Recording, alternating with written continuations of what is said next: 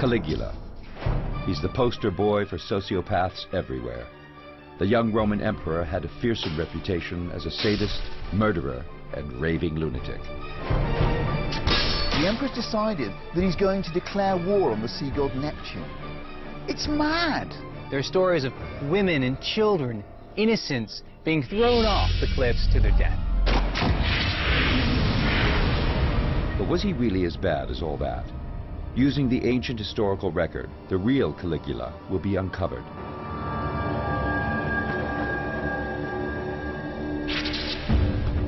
Investigators will put his turbulent life under the microscope with a range of scientific tests.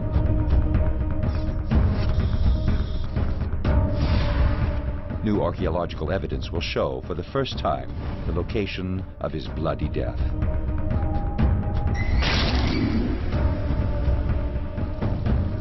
And a leading forensic psychiatrist will analyze his character, all to reveal whether he was mad or just plain bad, and how he stacks up against other ancients behaving badly.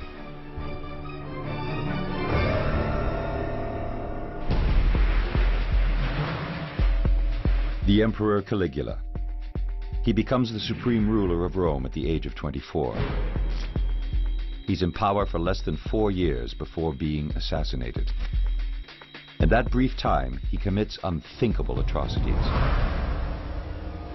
Acts of cruelty that will ensure him a place in history. As a madman.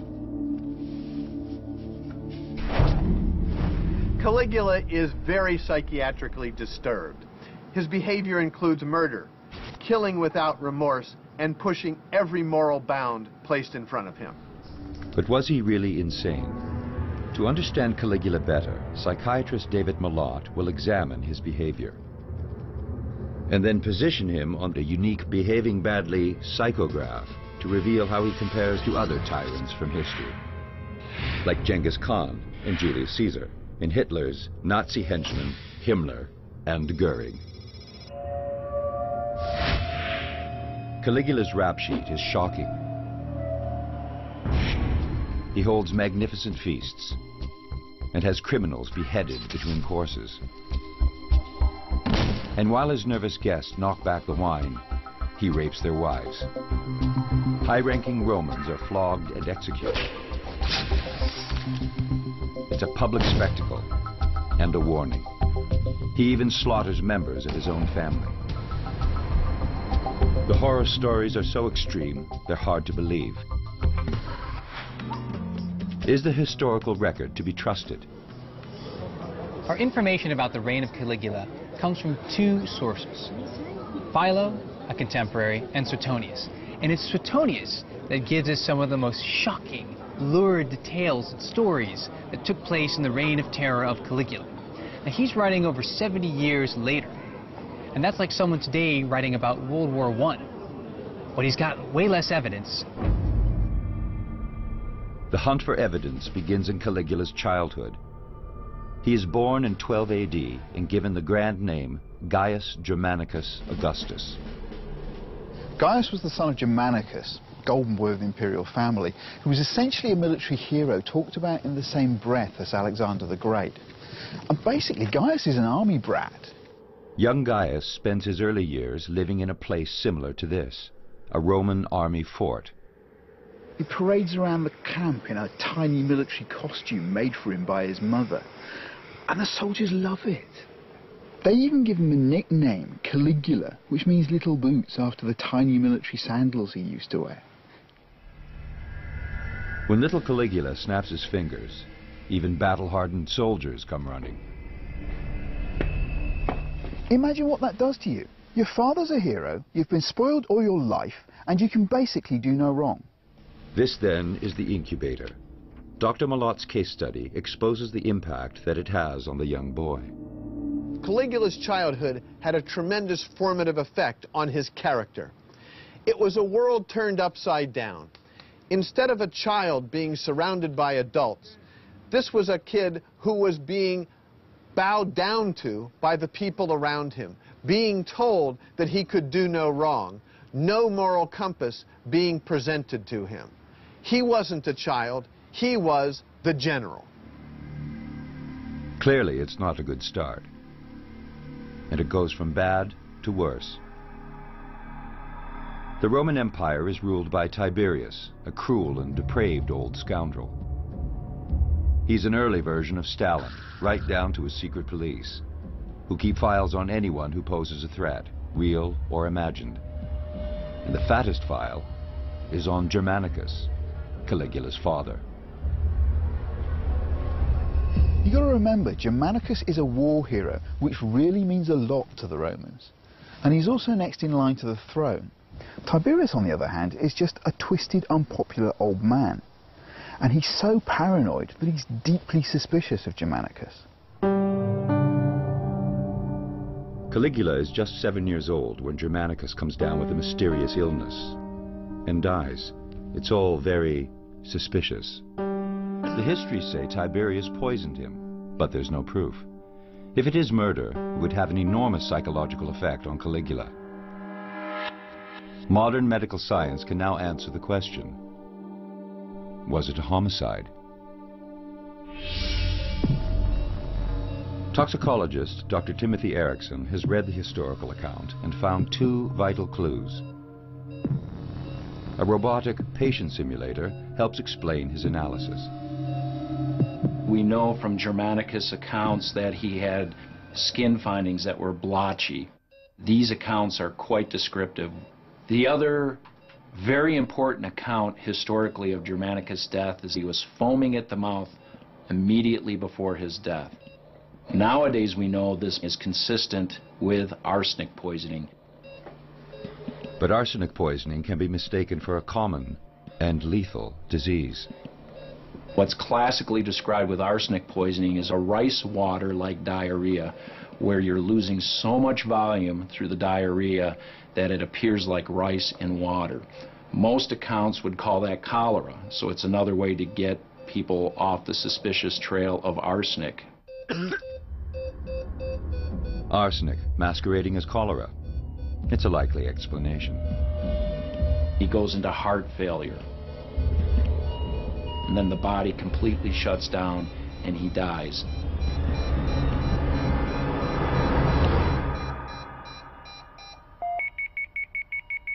No one, including Caligula, believes Germanicus died of natural causes. The death of Germanicus has a tremendous effect on the young Caligula. He sees his father, a great military leader, die. This likely led him to this fatalistic, perhaps nihilistic view of the world. My father was great, he died young. I'm likely to meet the same fate.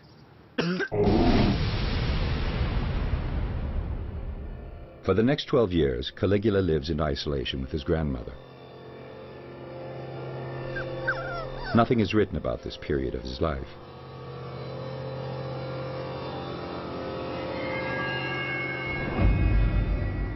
But what happens next makes the murder of his father look like a walk in the park.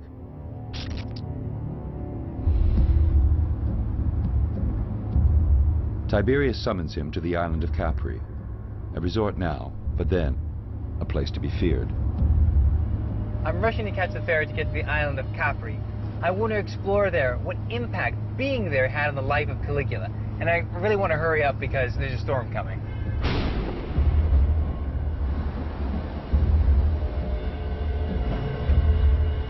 Capri lies 130 miles south of Rome in the Mediterranean Sea, giving Tiberius some protection from attack.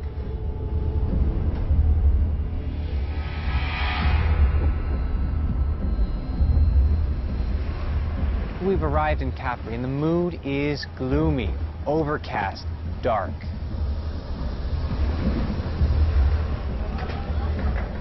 Like a Bond villain's lair, Tiberius's palace stands on the highest, most inaccessible peak on the island.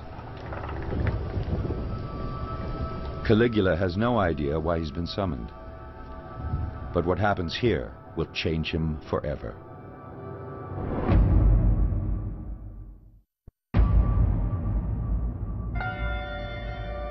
Nineteen-year-old Caligula arrives at the island hideaway of the feared and depraved Emperor Tiberius. Caligula has no idea why he's been summoned here.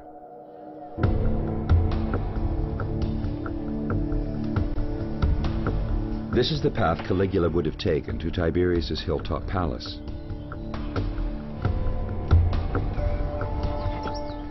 He'd be very nervous. Why?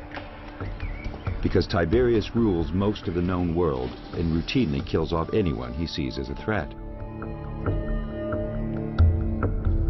He's already killed Caligula's father and his two brothers. When I think of Caligula making his way here, I think of him having trepidation and fear and uncertainty. His family members have been killed by Tiberius. Is he next? Only the ruins survive today. But what Caligula sees is a towering fortress. It's a nightmarish place, the site of unspeakable atrocities. Roman society is violent and graphic. People are used to the arena. People are used to condemned criminals being killed. Here, Tiberius is not subject to the public scrutiny. Here, Tiberius can do whatever he wants. And the stories of this recluse, this kind of Howard Hughes, are fantastical. And he's a depraved, dirty, sick, twisted old man. And Caligula finds himself on Capri, trapped. There's no way out. Only the emperor will allow you to come and to go. Caligula now gets a masterclass in depravity. Caligula has to go along with whatever takes place in this villa.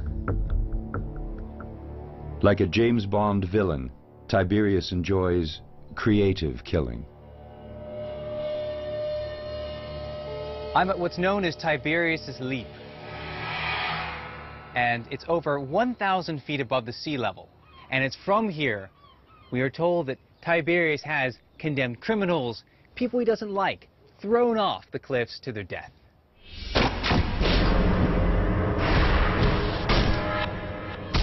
We are told if they still survive, there were people down below in boats with oars.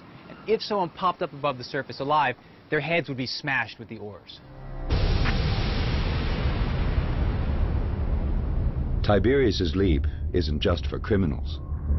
There are stories of women and children, innocents, being thrown off just for the pleasure of Tiberius.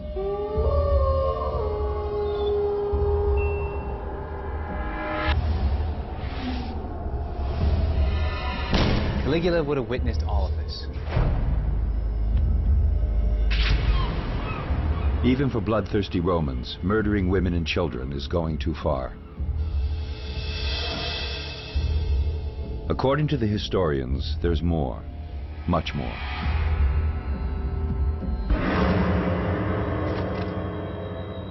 Orgies, rape, pedophilia, torture, the whole catalog of bad behavior.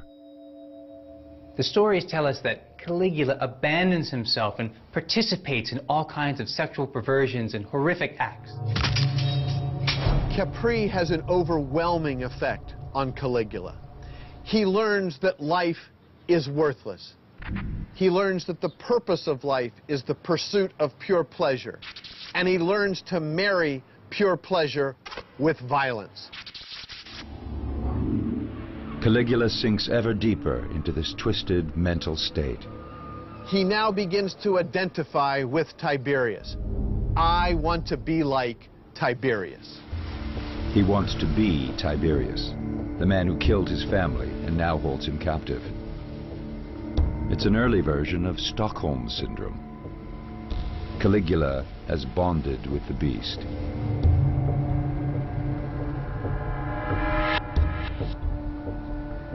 He now seeks what Tiberius has: total power.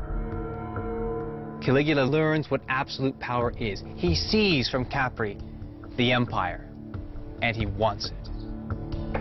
And he soon gets it, when Tiberius suddenly dies.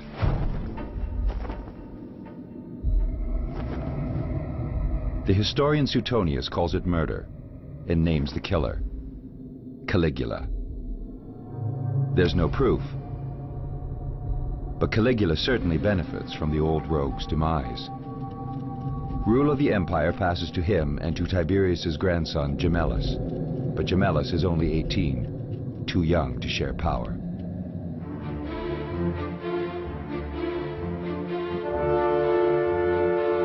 AD 37. Caligula is 24 and has the world by the tail. Tiberius is dead.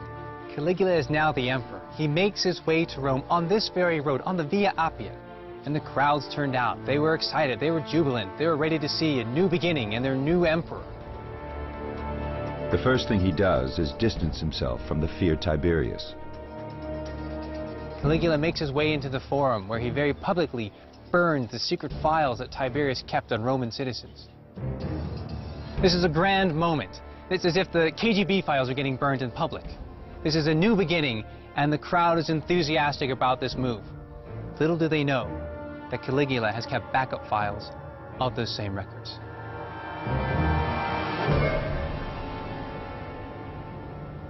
Caligula doesn't stop there. He panders to the masses, buying himself some love. Roman society is basically divided into two groups: the ruling class, the educated people, the extremely wealthy people. That's one group of people. The other is the plebs, the commoners, the mob. And you've got to keep them satisfied. You've got to keep them happy. And one way in which Caligula is doing that, and becomes quite notorious for doing so, is giving away money. How much money? Up to 2.7 billion bronze coins. And he's doing that in venues like the Basilica Julia, going to the top of the structure and throwing them down to the masses who are eagerly awaiting to scoop them up and take them home. For 8 months, it's all sweetness and light. Then Caligula abruptly changes. Almost overnight, the benevolent dictator becomes a raging monster, a Tiberius clone. He turns on his people in an orgy of violence.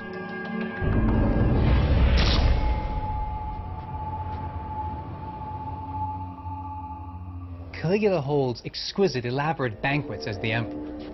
Ordinarily, this was an absolutely fantastic social highlight. But with Caligula, during the festivities, in front of the guests, there are flayings, there are killings.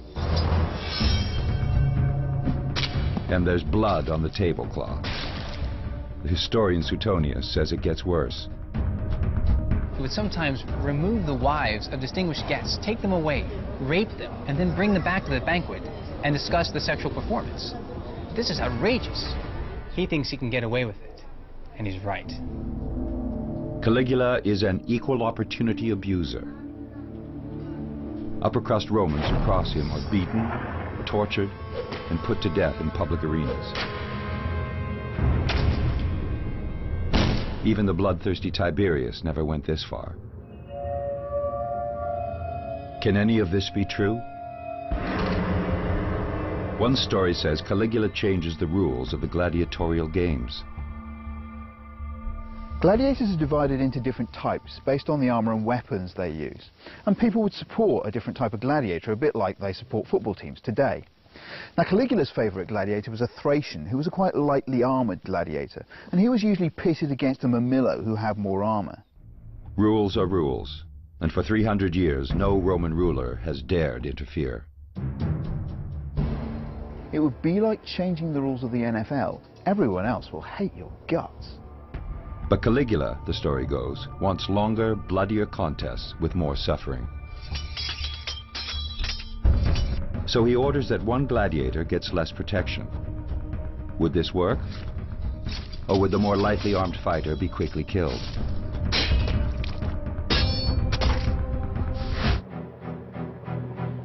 To answer this question, 2 fight experts are wearing authentic gladiatorial armor. There's not much of it to start with.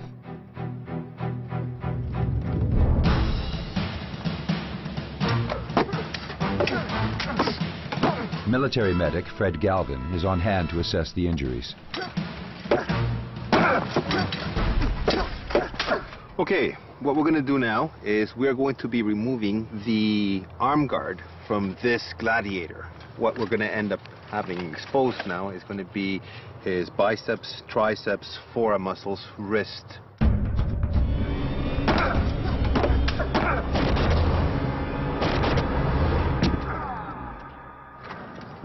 Wow, that would have been a telling strike. You can see where it would have cut through the muscle groups of the biceps and the triceps. As bad as this injury is, it certainly is not as critical as an injury along the inside of the forearm, which is where the arteries and veins run through the arm. Although bloody, this injury would not have ended the fight. Next, Fred takes away the gladiator's shield.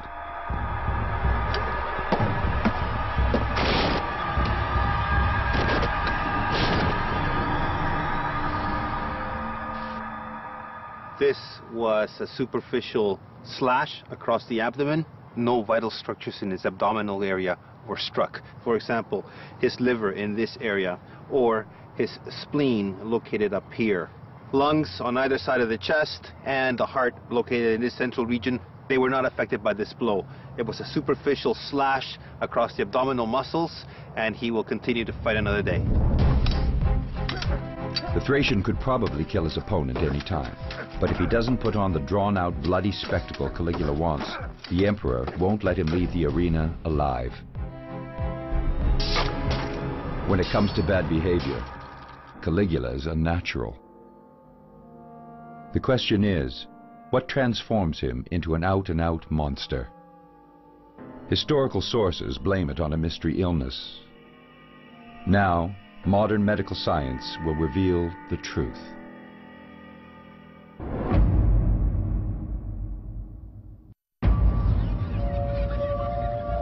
Rome, AD 37. 25-year-old Caligula has suddenly become a violent and ruthless dictator. 2,000-year-old historical sources blame this change in his behavior on a mysterious illness. Today, more specific causes can be tested. A sudden personality change suggests brain damage. Romans saw this as punishment from the gods. Modern neurology points the finger at Caligula's licentious lifestyle. The two chief suspects: alcohol and sex. The sexually transmitted disease herpes in particular can lead to the brain-damaging disease herpes encephalitis. Herpes encephalitis likes to attack the frontal lobes. The frontal lobe is thought to be involved in your expression of emotion and how well you can inhibit impulses. Damage to the frontal lobe can cause a change in personality. Very extreme emotional behavior, so periods of extreme elation, periods of extreme sadness, inappropriateness, sexual inappropriateness, violent or aggressive behavior toward other people. Caligula's behavior is an excellent fit for herpes encephalitis. But there's one problem. Even with modern medicine, 3/4 of patients with this disease die. 2,000 years ago, Caligula's chances of surviving would have been even less. So if it's not herpes, what about alcohol? The suspect is something uniquely Roman, because this is not a simple case of alcohol poisoning. The possible culprit is a sweetener called defrutum that the Romans added to their wine. They were making a dry wine, which probably wasn't all that good compared to modern technology, and they used the defrutum to sweeten it up so it became more palatable. He's cooking up a batch of defrutum using the exact method the Romans used. What makes defrutum suspect is how it is made. The ingredients are boiled in a pot lined with lead. They felt that any brass or brazen pots, as they call them, would spoil the juice that they're making. The Romans didn't know the dangers of lead. So the question is, how much lead is in defrutum?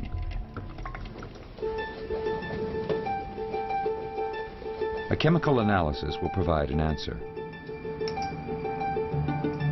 This is amazing because no one's actually, to my knowledge, taken the extract, done the process, and then tested it for lead. Back then, they appreciated the flavor of lead. It was almost like chocolate syrup on their food. The sample is analyzed in a mass spectrometer, and the lead levels are compared against a modern wine.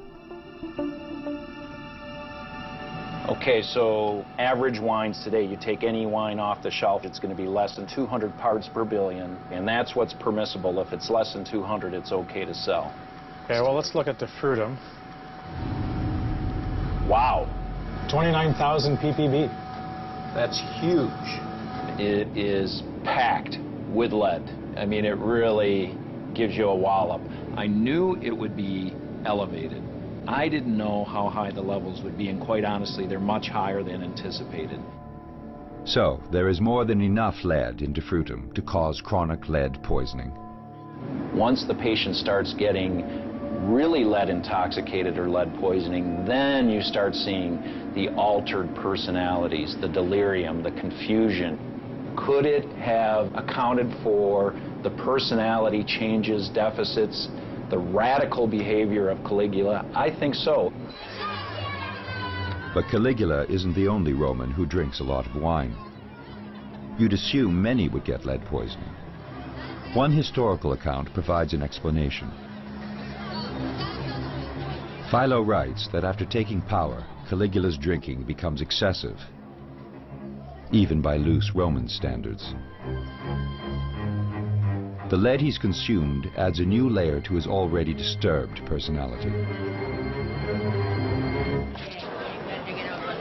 While Caligula's sick, crowds take to the streets to show their adoration for the ailing young emperor. They should have stayed home. During Caligula's illness, many people made vows for his speedy recovery.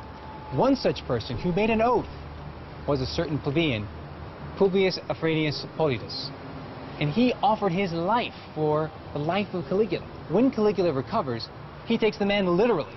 He has him dressed up like a sacrificial animal, he has him with garlands and wreaths, and throws him over the city walls.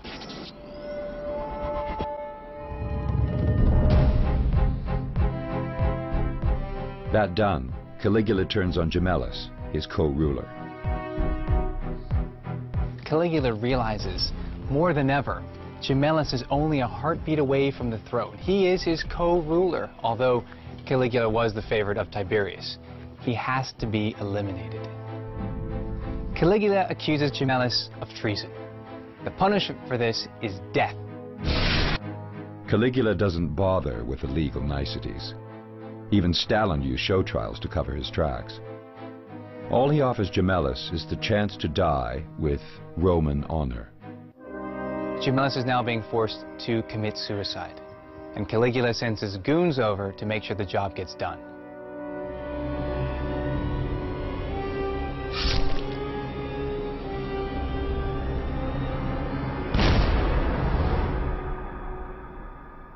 What's going on in this guy's head?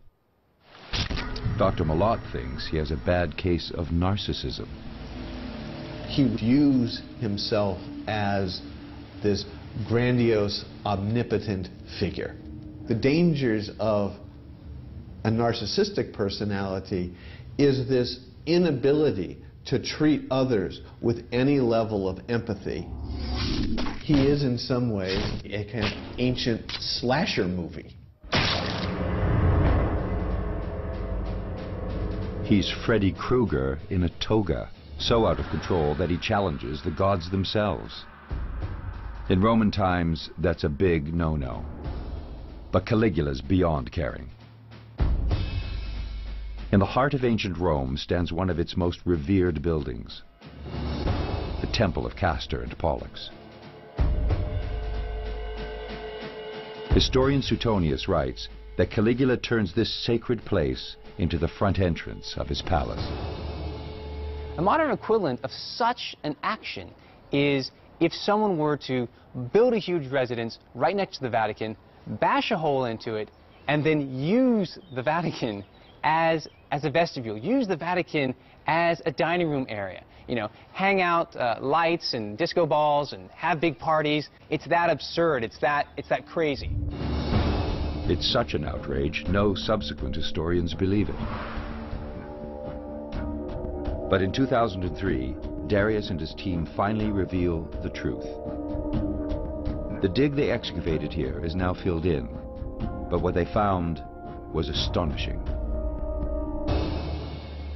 Right in this area, we have definitely some Caligulan structures that are part of the palace. Now, coming forward in this direction, our excavations revealed here where the portico is, massive foundations.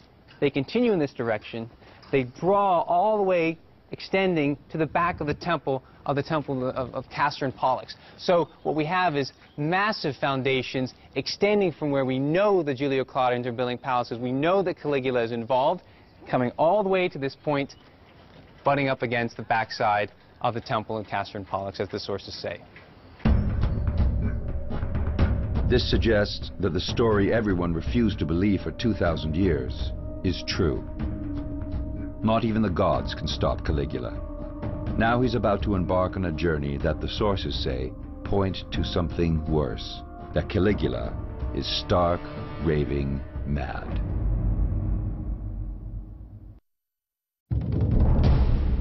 AD 39. 27-year-old Caligula rules Rome through fear. But that's not enough for him. He wants to ensure his place in history by becoming a great general. You need to understand that Rome's a military state, and there's one hard and fast rule: great leaders win battles. If you want respect in Rome, you have to go out and kick barbarian butt, and you have to do it spectacularly. Now, on top of that, Caligula's under the shadow of his father, Germanicus, who's a military hero, and he's desperate to get out from under that shadow. Basically, he's desperate to prove himself as a military leader. So Caligula decides to lead a military campaign more than 1,000 miles from Rome to the north coast of Europe. Suetonius writes that after 8 months, Caligula returns to Rome telling an extraordinary story, that he's conquered Britain, something even Julius Caesar couldn't manage. Suetonius also says that Caligula sets up a hoax. To prove he's conquered Britain, he parades captured prisoners, including a British chieftain.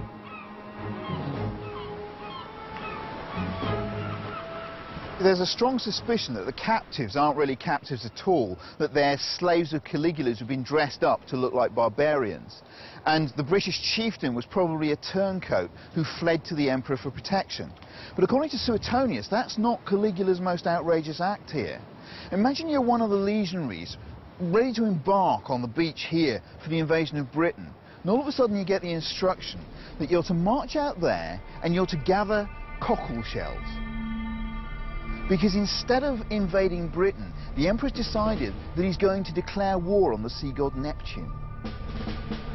If this story's true, it's the act of a lunatic. But did it really happen? Suetonius was writing 70 years later under a new regime that wanted to discredit Caligula's military claims. So what was really going on? The answer lies 200 miles away on the banks of the River Rhine in Holland.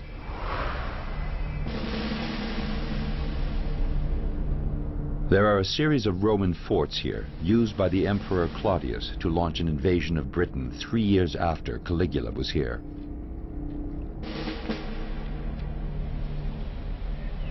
Recent research by a Dutch archaeological team casts new light on the origins of the forts.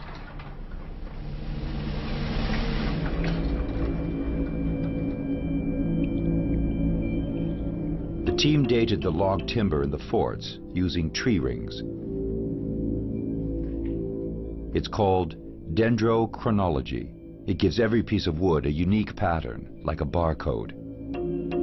We do know the sequence of those barcodes, so to say, from 6000 BC to the present day. So when you've got the code for this particular piece of wood, you just compare it to the known sequence, and then you get an absolute match for AD 40. And even the season, winter AD 40. The dating is so precise that it confirms the forts were built exactly at the time Caligula was here. They were not built by Claudius. The team discovers something else on the site, showing Caligula was planning something big. Money, and lots of it. During the excavations of the fort, we found about 700 coins, and over half of them had been minted in Caligula's reign. What you see here is a coin issued in the reign of Caligula with a portrait of Caligula. We've got about 80 or 100 of these coins that were found in Alphen, and that is really unusual. It gives a clear evidence that at this particular period in his reign, a large amount of money was needed in this area. So Caligula did build a chain of forts here, and he has a lot of cash. Dr. Kemmer's analysis is clear about what's going on. Why they built the forts here in Caligula's reign is to control the supply lines and to have kind of storage bases where they could store the supplies needed for the big invasion. The River Rhine is a perfect transport route from the Mediterranean. Well, it starts in the Alps, but you could use the Rhone from the Mediterranean, move over to the Rhine, bring your troops and supplies over the Rhine to the North Sea coast, and from there launch an invasion to Britain. It's not known why Caligula didn't follow through on his invasion plan. But 3 years later, Claudius did conquer Britain, using Caligula's forts. So Caligula's strategy was well thought out. I think the evidence for actually Caligula preparing an invasion in Britain forces us to re-evaluate him in a way. He's always looked at as a madman, and his entire undertaking of going to Britain is well, dismissed as being quite irreliable. But definitely something big was going on in his reign, so it wasn't a disaster after all. I think real things happened, important things happened, and not just the acts of a mad boy. Caligula is not insane. He's not psychotic. He was able to plan, lead, and execute a complicated military operation. This was a detailed, goal-directed endeavor. And in psychosis, what you do not see is goal-directedness. So working out a plan to invade Britain, including the construction of forts, indicates the ruthless, tyrannical Caligula is actually sane. But that's not going to save him. During his short reign, he's made a lot of enemies. And new archaeological finds, never seen before on camera, will shed light on the moment his life came to a bloody end.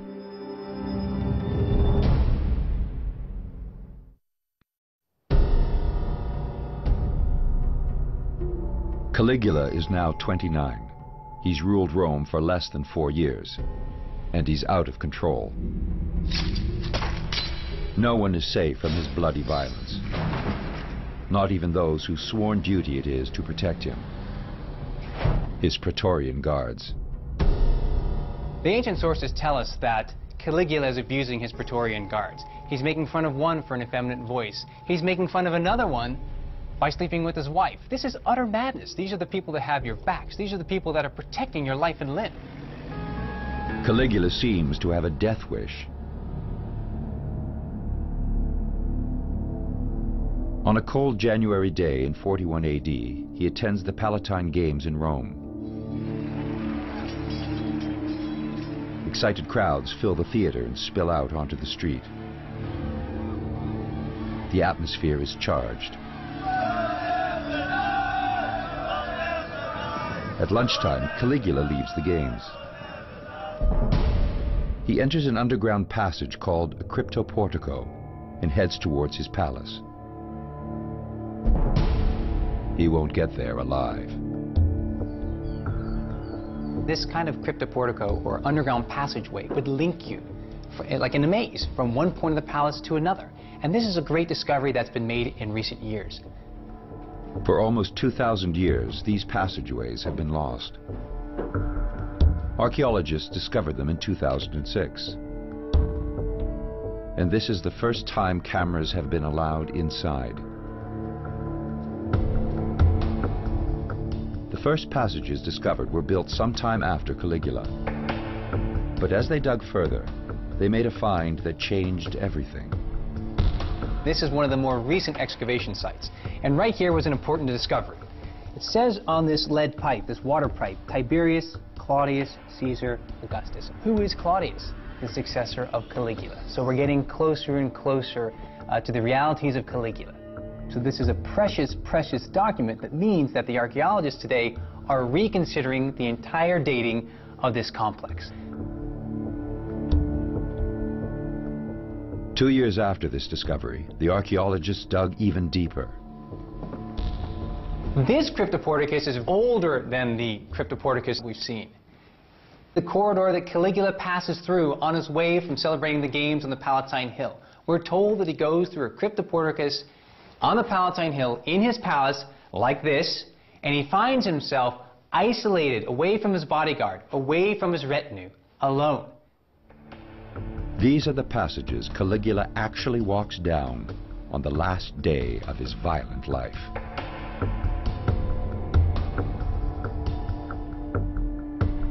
In the shadows wait two bodyguards, Cassius Caria, who Caligula mercilessly mocked, and Sabinus, whose wife Caligula raped. And that is when the conspirators strike. Cassius Caria and Sabinus find him here, and they strike the blow. Caligula dies on the ground in a pool of blood. Caligula has been emperor for 3 years, 8 months, and 10 days. He is just 29 years old. In that brief time, he turned the Romans' love for him into hate and revulsion. He lived for bloody violence. He enjoyed watching the massacre of women and children. He made the bloody and cruel gladiator games bloodier. He raped and he murdered. Where does such behavior of an ancient behaving badly put him on the psychopathic scale of tyrants? Although Caligula might have killed to gain power, most of his killing was for his own entertainment. This psychopathic behavior puts Caligula at the opposite end of the scale to calculating, goal-driven killers like Julius Caesar and Genghis Khan. For them, killing was a necessary part of their grander aims. He would be very high on a psychopathic scale. His killing without remorse, murder without guilt, inability to see the rights of anybody else around him. This man is a stone-cold psychopath. But there's another vital aspect to Caligula's personality that sets him apart from the others: his extreme narcissism. He would score very high on a scale of narcissism, shown by his inflated sense of self-importance, his lack of empathy of others, his need for adulation. So who in history has a similar personality profile? I would look to some of Hitler's henchmen, such as Himmler or Goering, for a comparison, in that they combined this narcissistic self-importance, this tremendous inflated self-esteem, coupled with this tremendous psychopathy and lack of remorse whenever people died.